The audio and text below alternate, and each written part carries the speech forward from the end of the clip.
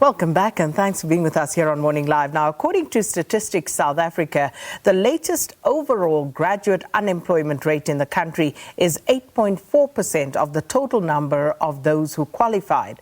Now, the percentage was calculated as of the fourth quarter of 2020, which means it does not include those who have just graduated. The graduate unemployment problem is often linked to inadequate education, which produces skills that are not matched to the needs of the job market. In 2018, the Department of Higher Education and Training commissioned the Human Sciences Research Council to research and also establish a mechanism to support skills planning and training of students in preparation for the labour market. And joining us now is Zukile Mvalo, who is the Deputy Director General responsible for skills development in the Department of Higher Learning and Training. Thanks so much for your time this morning, Zukile. Welcome to Morning Live. Thanks very much, Sakina. Also, very good morning to your viewers. I think the problem of unemployed graduates is one that South Africans are all too familiar with.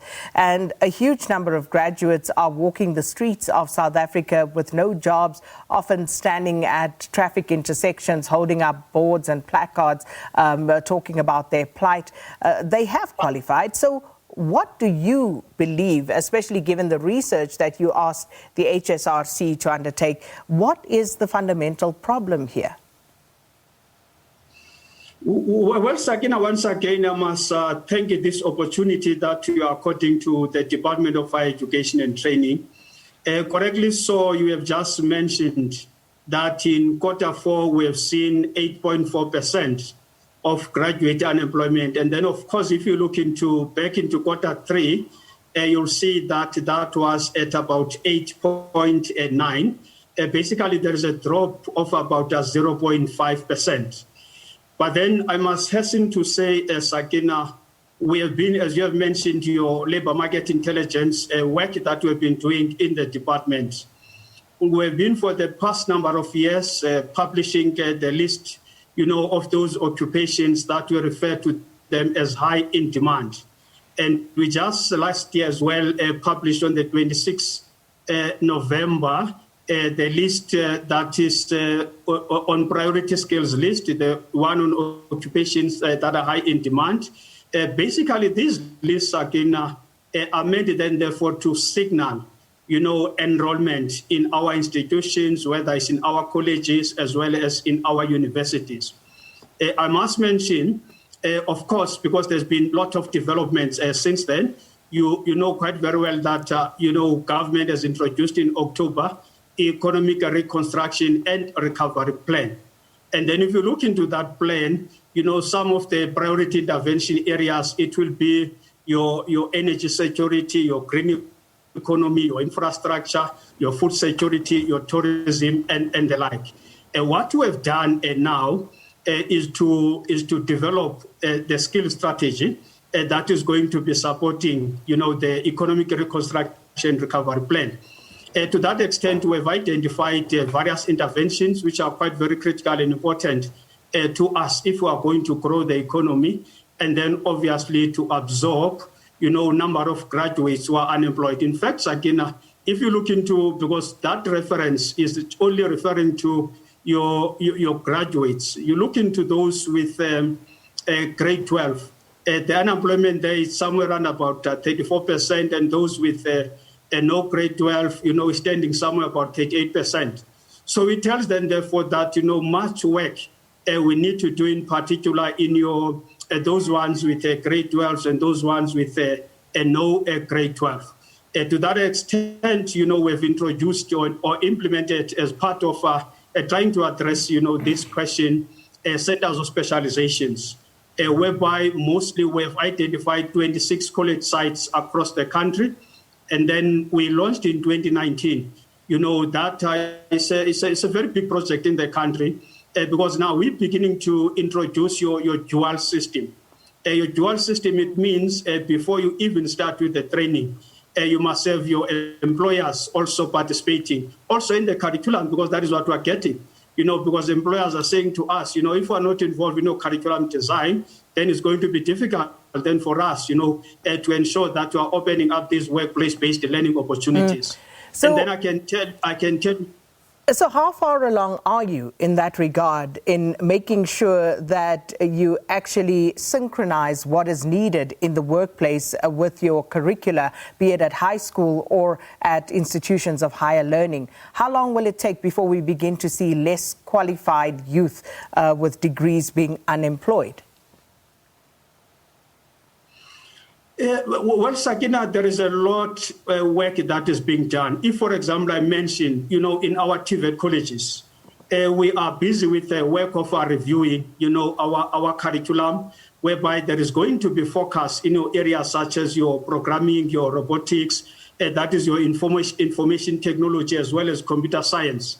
We have earmarked 2022, for example, to implement your programs in robotics. But then I must hasten to mention as well, Sakina, that we have just, because our TVET colleges, we want to tilt them towards, artisan development. If I just look, let's say, in the year that has ended, 31st March 2020, we have produced about 24,050, artisans. Interestingly so, because we as the department are also doing what we refer to as an employment index, whereby we're doing tracer studies. So we'll just like have a year lapse. Now I'll say in 2018-19, we produced about 19,227. Now, when we're looking just as to how many of those were employed, it's about 81% who have been absorbed. So it tells us that we need to focus more on the artisan development, trades, which the industry is participating, in terms of almost everything from your curriculum, from your contracting. Yes. But Mr. Mvalo, let's be realistic here. Let's not conflate. So, firstly, you spoke to artisans and artisanal skills and what has been done in that regard.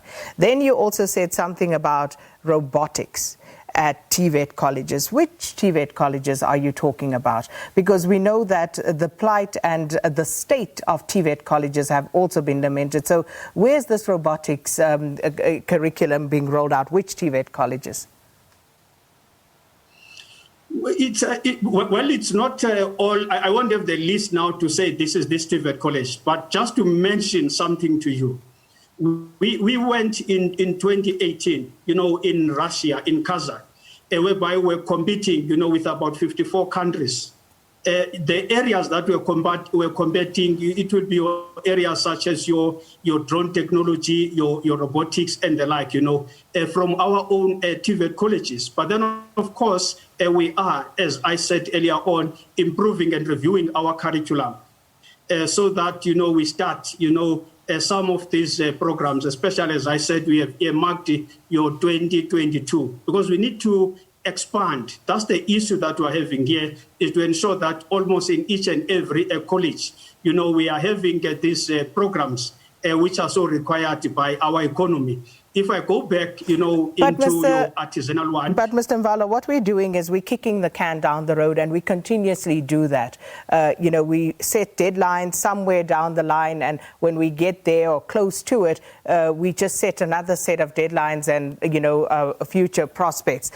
The issue right now is that there is an indictment on the department and on the institutions that are actually delivering graduates and, of course, school leavers who are seemingly not fit to enter the world of work. So this is by no means a new problem, and it needs to be addressed forthwith. The question is, what are you going to do right now about that problem? Well, right now, I've mentioned that we have established or launched the centers of specialization across the country, whereby we are focusing, because Sakina here, you must be demand-led. You must respond into what is required by our economy. I mentioned earlier on, for example, investment in infrastructure. So our TVET colleges are quite very central, therefore, in terms of producing your mid-level skills, then it's your artisanal skills.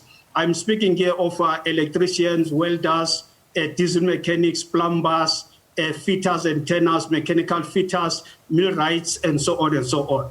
And those are, Sakina, I can tell you, skills that we've been producing consistently, in our TVET colleges. Yes, there are challenges, but then, of course, we are dealing with these challenges, as we move on. But then, of course, we have to fix the plane whilst on air. We can't say No, you can't. You can't. You cannot. That's a disaster waiting to happen, Mr. Mvalo. But, we have to round up the conversation.